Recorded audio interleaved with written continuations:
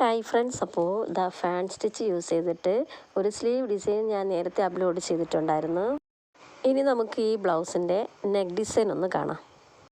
അപ്പോൾ നെക്ക് ഞാൻ ഇതുപോലെയാണ് സ്റ്റിച്ച് ചെയ്ത് കൊടുക്കുന്നത്. ഇതെങ്ങനെ സ്റ്റിച്ച് ചെയ്യാമെന്ന് നമുക്ക് കാണാം. ഞാനിവിടെ കോപ്പർ കളറിലുള്ള ട്യൂബ് ബീഡും അതുപോലെ ത്രെഡും എന്നിട്ട് സീക്വൻസ് യൂസ് ചെയ്തിട്ടാണ് ഈ ഡിസൈൻ ചെയ്തെടുക്കുന്നത്. ആദ്യം നമുക്ക് കോപ്പർ കളറിലുള്ള ട്യൂബ് ബീഡ് കണ്ട ഇതുപോലെ സിഗ്സാഗ് പാറ്റേൺ വരുന്ന രീതിക്ക് നമ്മൾ സ്റ്റിച്ച് ചെയ്ത് കൊടുക്കണം.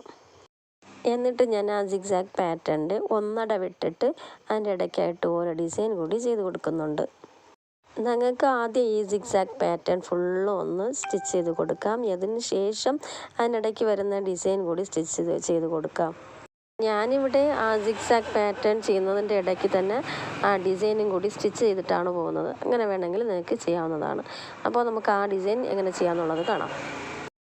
അപ്പോൾ ട്യൂബ് ബീഡ് യൂസ് ചെയ്തിട്ട് നമുക്ക് ആദ്യം ഒരു ട്യൂബ് ബീഡ് മുകളിൽ നിന്ന് താഴോട്ടും എന്നിട്ട് താഴെ നിന്ന് മുകളിലോട്ടും ഇങ്ങനെ ചരിച്ച് സ്റ്റിച്ച് ചെയ്ത് കൊടുക്കണം.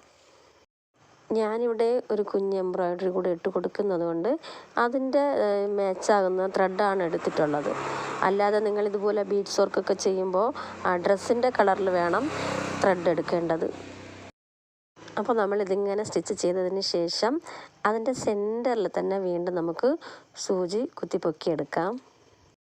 എന്നിട്ട് അതിൻ്റെ സെൻറ്ററിലായിട്ട് ശകലം മുകളിലോട്ടായിട്ട് ഒരു കുഞ്ഞ് സീക്വൻസ് എടുത്ത് വെച്ച് കൊടുക്കുന്നുണ്ട്.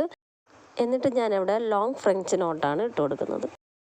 അത് നമ്മൾ ഈ ത്രെഡ് ഇങ്ങനെ പിടിച്ച് വെച്ചതിന് ശേഷം ആ നീഡിലൊട്ട് ഇങ്ങനെ 3 പ്രാവശ്യം ചുറ്റി കൊടുക്കുക. എന്നിട്ട് നമ്മളെവിടെ ആ സീക്വൻസ് വെച്ചോ ആ സീക്വൻസിൻ്റെ സെൻറ്ററിലൊരു ഹോളുണ്ടല്ലേ, അതിൻ്റെ അകത്തുകൂടെ ഇങ്ങനെ സൂചി കുത്തി താഴ്ത്തി കൊടുക്കാം. എന്നിട്ട് നമുക്കത് ആ ഒരു കൈ കൊണ്ട് അതിനിങ്ങനെ പിടിച്ച് വലിച്ച് വെച്ചിരിക്കണം. എന്നിട്ട് അടിവശത്തേക്ക് നമ്മൾ ആ നൂലിനെ അങ്ങനെ വലിച്ചെടുത്താൽ മതിയാവും.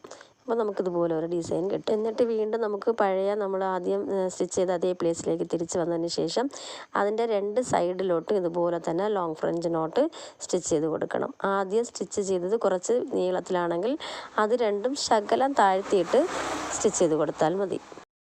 ലോങ് ഫ്രഞ്ച് നോട്ട് എങ്ങനെ സ്റ്റിച്ച് ചെയ്യണമെന്ന് ഞാൻ ഓൾറെഡി വീഡിയോ അപ്ലോഡ് ചെയ്തിട്ടുണ്ട്. നിങ്ങൾക്ക് ആർക്കെങ്കിലും ഹാൻഡ് എംബ്രോയ്ഡറി പഠിക്കണമെന്ന് താല്പര്യം ഉണ്ടെങ്കിൽ നിങ്ങളൊന്ന് കമൻറ്റ് ചെയ്താൽ മതി. ഞാൻ എൻ്റെ വാട്സപ്പ് ഗ്രൂപ്പ് നിങ്ങൾക്ക് തരുന്നതായിരിക്കും. നിങ്ങളും അതിൽ ചേർന്ന് പഠിക്കാവുന്നതാണ്. നിങ്ങൾ വർക്ക് ചെയ്യുന്നവരായാൽ പോലും നിങ്ങളുടെ ഫ്രീ ടൈമിൽ നിങ്ങളുടെ ബ്ലൗസിന് നിങ്ങൾക്ക് തന്നെ ഇതുപോലെ ഡിസൈൻ ചെയ്തെടുക്കാം. അതിനായിട്ട് നിങ്ങളെല്ലാവരും ഒന്ന് ഇതുപോലെ ഹാൻഡ് എംബ്രോയ്ഡറി ഒക്കെ പഠിച്ചു വെച്ചിരിക്കുന്നതൊന്നും നല്ലതാണ്. ഒരിക്കലും ട്രെൻഡ് കുറയാത്തൊരു ജോലി ഉണ്ടെങ്കിൽ അത് ഈ സ്റ്റിച്ചിങ് തന്നെയാണ്. അതുകൊണ്ട് നിങ്ങൾക്ക് കിട്ടുന്ന സമയത്ത് നിങ്ങൾക്ക് ഇൻട്രസ്റ്റ് ഉണ്ടെങ്കിൽ നിങ്ങൾ ഉറപ്പായിട്ടും സ്റ്റിച്ചിങ് പഠിക്കുക. ഞാൻ സ്റ്റിച്ചിങ് വീഡിയോ ബിഗിനേഴ്സിന് ഫസ്റ്റ് തൊട്ട് എങ്ങനെയാണ് നമ്മൾ സ്റ്റിച്ച് ചെയ്യേണ്ടത് എന്നുള്ളത് ലൈനായിട്ട് 1 by 1 ആയിട്ട് വീഡിയോസ് അപ്ലോഡ് ചെയ്യുന്നുണ്ട്. നിങ്ങൾ എൻ്റെ ചാനൽ സബ്സ്ക്രൈബ് ചെയ്ത് വെച്ചോളൂ. നിങ്ങൾക്ക് അതിൽ ചേർന്ന് പഠിക്കാവുന്നതാണ്. ഇവിടെ ഞാൻ 3 സ്ട്രാൻഡ്സ് നൂലെടുത്തിട്ടാണ് സ്റ്റിച്ച് ചെയ്യുന്നത്. ഇവിടെ ഈ സീക്വൻസിൻ്റെ പുറത്തുകൂടി നിങ്ങൾ ഈ ലോങ് ഫ്രഞ്ച് നോട്ട് ഇടുമ്പോൾ നിങ്ങൾ ഉറപ്പായിട്ടൊരു 3 times എങ്കിലും അതിൽ ചുറ്റി കൊടുക്കണം. അല്ലെങ്കിൽ നിങ്ങളുടെ ആ നോട്ട് ചെറുതായാൽ സീക്വൻസിൻ്റെ അകത്തായി പോവും. അപ്പോൾ അത് കറക്റ്റായിട്ട് അവിടെ ഫിക്സ് ആയിരിക്കത്തില്ല. അതുകൊണ്ട് ഉറപ്പായിട്ടും നിങ്ങൾ 3 അല്ലെങ്കിൽ 4 times ചുറ്റിയതിന് ശേഷം ഈ ലോങ് ഫ്രഞ്ച് നോട്ട് ഇട്ട് കൊടുക്കാം. ഇവിടെ ഞാൻ യൂസ് ചെയ്തത് കോട്ടൺ ത്രെഡാണ് കേട്ടോ. നിങ്ങൾക്ക് സിൽക്ക് ത്രെഡ് വേണമെങ്കിലും ഇവിടെ യൂസ് ചെയ്യാവുന്നതാണ്. ഇവർക്കറിയാത്തവർക്ക് നമ്മുടെ നോർമൽ നീഡിൽ കൊണ്ട് സിമ്പിളായിട്ട് ചെയ്യുന്ന വർക്കാണ് ഇത്. ഇത് ഓൾറെഡി സ്റ്റിച്ച് ചെയ്ത് കഴിഞ്ഞ ബ്ലൗസുകളിലൊക്കെ സ്റ്റിച്ച് ചെയ്ത് കൊടുക്കാവുന്ന ഒരു വർക്കാണ്. നിങ്ങളുടെ കയ്യിൽ ഓൾറെഡി സ്റ്റിച്ച് ചെയ്ത ബ്ലൗസ് ഉണ്ടെങ്കിൽ നിങ്ങൾക്ക് ഇതുപോലെ സ്റ്റിച്ച് ചെയ്തെടുക്കാവുന്നതാണ്. ഇതുപോലെ ബീഡ്സ് വർക്കൊക്കെ ചെയ്യുന്ന വർക്ക് കോസ്റ്റ് കൂടുതലാണല്ലേ. അതുകൊണ്ടാണ് പലരും ഇതുപോലെ വർക്ക് ചെയ്യാതെ ബ്ലൗസ് ഇടുന്നത് പോലും. പക്ഷേ നിങ്ങളിത് പഠിച്ചു വെച്ചിരുന്നാൽ നിങ്ങളുടെ ഡ്രസ്സ് സ്റ്റിച്ച് ചെയ്ത് വാങ്ങിയതിന് ശേഷം നിങ്ങൾക്ക് പോലും സിമ്പിളായിട്ട് ഇത് സ്റ്റിച്ച് ചെയ്യാൻ പറ്റും.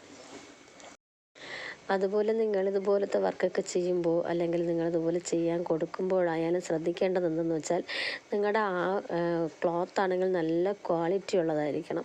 നിങ്ങൾ ക്വാളിറ്റി ഇല്ലാത്ത ഡ്രസ്സുകളിൽ നിങ്ങൾ സ്റ്റിച്ച് ചെയ്യുവാണെങ്കിൽ നിങ്ങൾ കുറച്ച് ദിവസം അത് ഇടുമ്പോൾ തന്നെ ആ ക്ലോത്ത് നമുക്ക് ഡാമേജ് ആയി പോകും. അപ്പോൾ ഈ വർക്കെല്ലാം വേസ്റ്റാകും. ഇത്രയും ക്യാഷൊക്കെ ചിലവാക്കിയിട്ട് നിങ്ങൾ ഇത്രയും വർക്ക് അത് വേസ്റ്റ് ആക്കുമ്പോൾ എന്തായാലും നമുക്കൊരു വിഷമം തോന്നുമല്ലേ. അതുകൊണ്ട് ഡ്രസ്സിൻ്റെ ക്വാളിറ്റിയൊക്കെ നോക്കിയിട്ട് വേണം നിങ്ങളത് ചെയ്യാൻ. വീഡിയോ ഇഷ്ടപ്പെട്ടാൽ ഒന്ന് ലൈക്ക് ചെയ്യണേ. Thank you.